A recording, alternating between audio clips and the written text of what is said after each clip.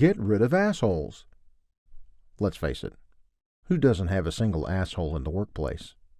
These menace-like workers are the ones who are resistant to their job and their teammates. Having troublemakers like these can highly affect employee morale, for they create a toxic workplace environment.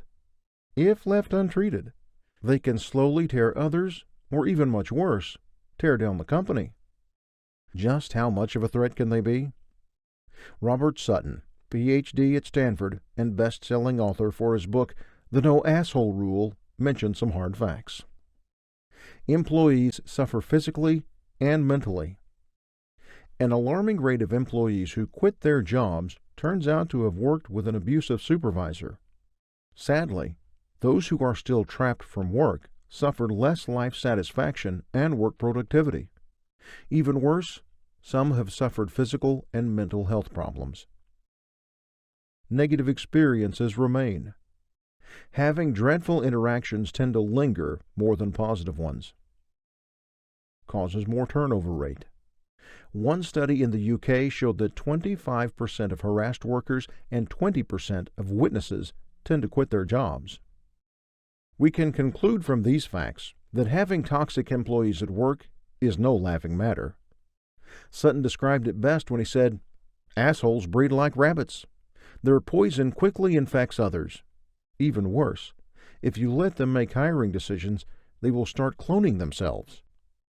These words just go to show how important it is to take action and remove them immediately.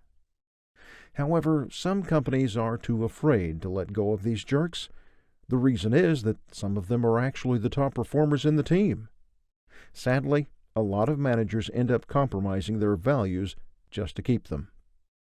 Don't let this happen. If you have doubts about firing such ones, a research paper from Harvard Business School showed that you're better off parting with them, even the most talented assholes. Michael Hausman and Dylan Miner, the writers, had calculated the hidden cost of assholes.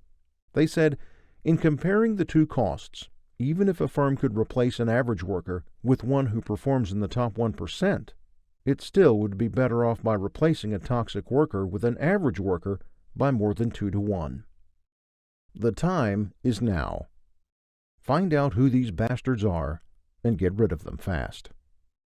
Build momentum by continuing to keep away these toxic people from your company. If you do, you'll create a tranquil work environment. So in summary, don't let any asshole ruin your workplace.